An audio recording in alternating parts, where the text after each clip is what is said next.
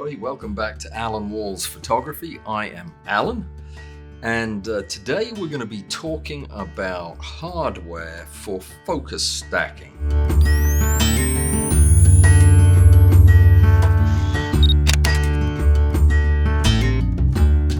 So ever since we started this series of extreme macro videos, I've had a lot of questions about focus stacking hardware. So what I wanted to do today is just run you through the various hardware options you have to do focus stacking and explain the pros and the cons and the benefits of each and give you some idea of the cost of each so that you can make a wise decision.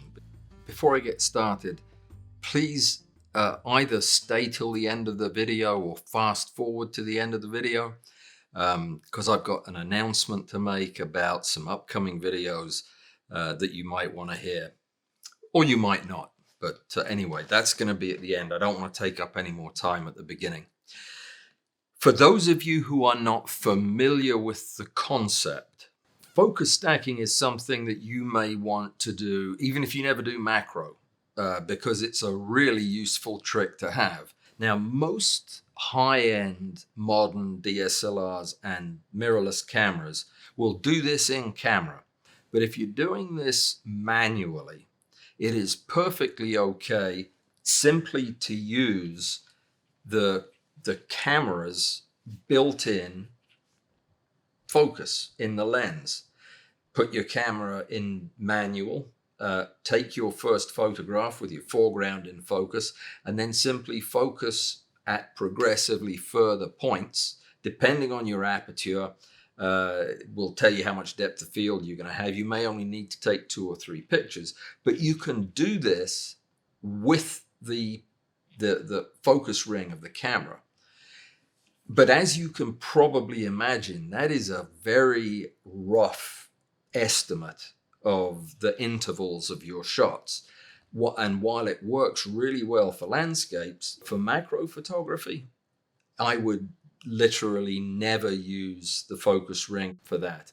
And the reason is we're working with magnification, even if it's only 1:1, and we're working with wide open apertures to let as much light in as we can.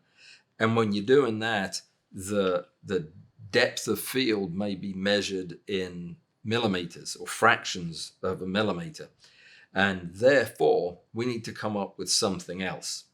And that's where option number 2 comes in. Option number 1 doesn't cost anything. It costs what your camera cost. And that's whether you're doing it manually or using the camera to change the focus. So that's option number 1. Option number 2 is to use an inexpensive 2-way or 1-way focus rail. Now, these devices are inexpensive. I think that this is a $20 focus rail, and it's actually quite well engineered for $20. But if you look at the underside, it has fairly coarse teeth. It has a screw drive that doesn't really mesh real well with the teeth on the register, I think they call it. The result is you get a lot of play, and it's hard to move this in increments that are accurate and repeatable. Mainly because all you have is one coarse focus knob here, and you have a tremendous amount of what's called backlash when you're moving a worm screw in one direction and then you stop and move back. Before the thing moves, you've got some turn. That's backlash, and that's terrible for focus stacking. Even though you're moving in one direction between shots, it tells you that the tolerances between the toothed rod and the knob, which has a cog on the inside, are pretty loose. They're not very accurate. So a cheap $20 focusing rail is not that bad to have. It gets you into focus stacking for macro photography, I think, at a reasonable level. I mean, it's not very expensive. It's also not very accurate. And I'll show you some pictures, if I haven't thrown them all away, of what happens when you're trying to manually focus stack at high magnification using a very imprecise device like this. What you'll see is sharp focus and then a fuzzy, like a slice of fuzziness right through your specimen, and then sharp focus behind it. That's because in one of your steps, you moved further than you thought you did. And that is going to happen a lot with one of these really inexpensive focus rails. Everybody sells these. They just stamp their own brand name on it. They're all identical. They all come from China. I have seen at least 10 brands for this same piece of gear. But there is nothing wrong with having this. If this is all you can afford, you can get great pictures. This is a picture that I took with this exact rail a couple of years ago. And if you're patient and if you're careful and if you set the thing at just enough tightness that you can keep control of the forward motion of the rail, it'll work. But it won't work as well as this. I think that the next two options should be numbered 3A and 3B because they're almost equal. This is a bellows. This is made by Nikon. This is the PB6. It's my favorite bellows. You can see this is a lot of extension.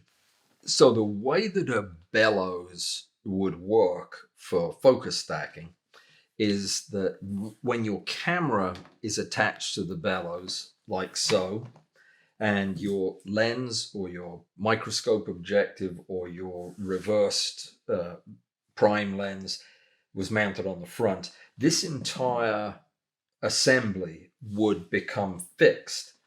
You would tighten down these knobs on either side, these knobs here, and this entire unit now is fixed at that length. We can then move the entire assembly just like we would move a camera on a focus rail. And the difference between this and using an inexpensive rail is that the mechanics of this, the rail is much finer. The gear that drives the rail is much better engineered, so there's not nearly as much play in the mechanism, and you can get a tremendous change in focal distance, more than you'll ever need for macro. I mean, about 210 millimeters with this. This is not cheap. You can still buy these PB6 bellows. They're not made anymore, I don't think. I paid, I do believe, a couple of $100 for this, but it again is beautifully engineered. It's solid. It's built to last. So this is one way to go. This is marginally better for focus stacking than using the inexpensive rail, but it is more expensive. I said I'd call this 3B. I think that this probably should be 4. It should probably have its own category. This is the Manfrotto 454 macro focus rail, and it is streets ahead of the inexpensive macro rail I showed you first. The Manfrotto 454 has been around for a long time. It's very compact the way it's built. It works really well on a tripod, which was why I mounted it on this to show you how compact this is. Great for using in the field. But what makes this device so much better than the very coarse adjustments of the cheap one is that the worm drive has a very tight screw. By tight, I don't mean that it's hard to turn. I mean tight in that it's a much more intricately machined screw. That means that a turn, a half a turn or a full turn, moves the carriage far less than it does on the bigger, coarser adjusting rail. And I actually did some measurements on this today, and by moving about 1/8 of a turn, which is not hard to do, I can actually put numbers around this knurled knob. It's very easy to accurately move it 1/8 of a turn. You're getting pretty close to 1/10 of a millimeter, which is 100 microns, which is really pretty good. I mean, this is considerably better than you're going to be able to get with the bellows or with the inexpensive rail because of this fine adjustment. You can buy tables or you can buy rails that are designed to be even finer than this. They're called micrometer tables, and they have the same screw engineering, but it is even finer than this. And those things, you'd have to turn the knob 5 times to get it to move 1/10 of a millimeter. So if you're going to go manually, that's a good way to go. But those things are expensive. You can use them to move your subject or move your camera, but they're expensive and you have to build something around them.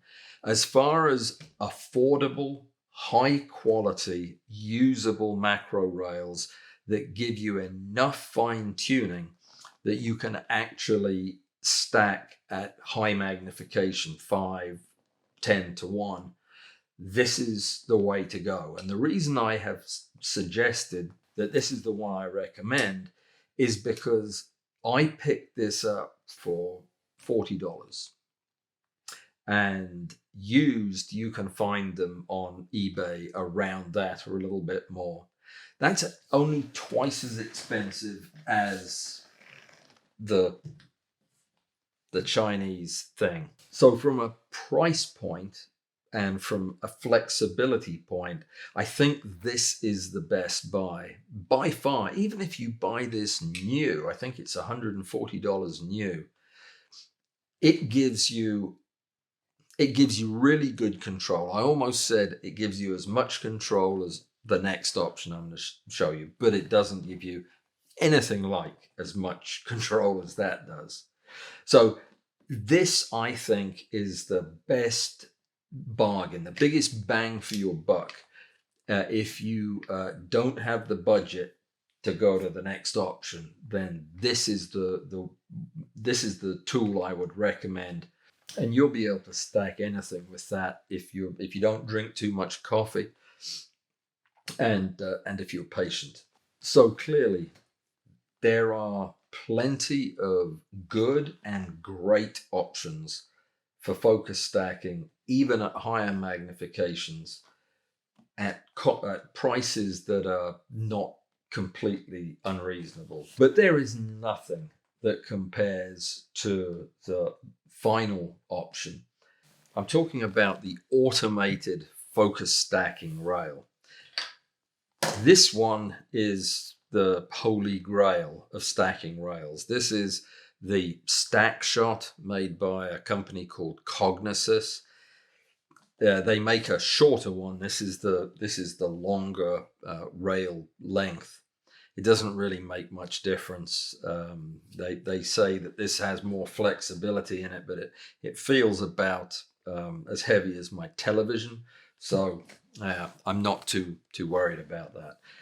These devices cost anywhere from $650 for the shorter version. For some reason, they charge you $40 to buy a cable that instead of having a regular 2-terminal jack of any kind, they put an RCA jack on it to interface with your Nikon or your Canon. And they could have done this with any standard connection. But no, they've done it with a connection that doesn't exist otherwise, this RCA jack. There's no technical reason why an RCA jack is helpful for this. So they will get your pennies from you for sure. But aside from that, this is an expensive piece of gear, but it is on a different level. In the automated focus rail world, I think there are about 4 main players. The low end would be a company called Ultra Macro, who sells this with their brand name on it, but they also have an automated focus rail. I have not tried it, so I can't say anything about it. It costs about half of what the Stack Shot does. The other main competitors would be Macro, which is a Chinese company. Their rails are pretty simple. They're pretty stripped down. And I haven't used it. And the reason I haven't bought one is because they use an interface with your phone. And my experience has been anything that relies on Bluetooth to a phone to control highly technical movements like this is asking for trouble. I've never had one consistently work. So that's why the Macro is something I was never really very interested in. The other option is called the MJKZZ or ZZ, which is honestly, sorry guys, that's a really bad name. I mean, 3 letters for old folks, that's enough for us to remember. I wrote it down. MJKZZ. No, come up with a name that people can remember and you'll sell more. What they do is they make these kits that consist of all of the electronics and the motor setup, and you have to build it yourself, which is a bit of a problem. I have several of my friends globally who are waiting on parts to arrive from this company and have been waiting for a month or two. So it's a bit of a risky thing. And even if you like doing DIY, this is a fairly technical setup. And what they basically do is they hook you up with a company that makes these rails. The actual rail, without the motor, without the controller or anything else, are very common in industry. They're used for all kinds of manufacturing things. And they sell you that rail and all the stuff you need to adapt it and turn it into a macro rail. And I have done that myself. Before I'd heard of this company, I bought all of these parts to try to build a Stack Shot because I couldn't afford a Stack Shot. And I wish I'd never done that because I've still got all the parts and I never could get the thing to work. The hardest part for me was programming the controller. And that's where this thing really shines. You can literally, just using this interface, use this for any kind of stack you could ever dream of. And the thing that really blows me away is that the minimum step length on this is 1 micrometer. 1 micron is 1/1000th of a millimeter. And the next best, I calculate, gives you about 1/10th of a millimeter. So you're talking of 2 orders of magnitude more control over your focusing with this, which means that you can set this thing up, put your camera on it and shoot 300 photographs, 5 microns apart, where with this, you just couldn't do that. You simply couldn't. For one thing, you'd get bored halfway through because it'll take you forever to move every time, pause, take the picture. This does it all for you. It even takes the pictures for you, which is what I love about it. So you plug this thing in to your camera, to the power supply, and you hook up the rail, punch in just a few simple commands and press start. And the thing will shoot the entire series of images. And if you hook it up to your computer with the USB plug-in, it'll automatically feed the images into Xerine or Helicon. So it's a no-brainer, but it's expensive. You can definitely spend $1,000+ on one of these models, kitted out with everything you need. This one also has the RSS, really right stuff, quick release for the camera, which is just the top of the line stuff, and it really gives you a very satisfying, solid connection to the device. I think that the stack shot in the end has to lose points for cost. It's just priced out of reasonable range, and it really doesn't need to be. It's been around for 10 years. I'm sure these guys have paid for their R&D many times over. It's a lovely, beautifully made piece of gear, and it works, and it'll probably keep working forever. The programming, the time they put into the controller is awesome. But is it $1,000? I don't know. I mean, if I'm trying to magnify something 40 times and have an absolute need for completely controlled shooting with tiny steps between shots, yeah, I guess you do need this. But most people don't do that. Most people don't need that. So for me, the winner in terms of accuracy and cost is the Manfrotto 454. I really think that this is going to do 99% of what most people in macro are going to want to do. Sure, you have to sit there and do it. This is a manually operated rail, but it is really well engineered. It's beautifully put together, and it's accurate. So I stand by what I said earlier. This is probably the smartest purchase you can make, but the holy grail, without any doubt, is the stack shot. All right, well, that's it. The thing I asked you to stick around for is I'm building a slider for my DSLRs. It's really a tool for making videos. I think it would add interest to the videos, and I didn't want to buy one. So I decided to make one. So even though the project isn't going great right now, if you're interested in seeing it, what I was planning on doing was making a video about how to motorize a rail that was already built. There are so many videos out there on building the rail itself, but there are very few on motorizing them and coding the microprocessor and setting all of that up, which I thought would be a lot more interesting. But if you want to see the whole build, let me know and I will go ahead and do a video on that as well.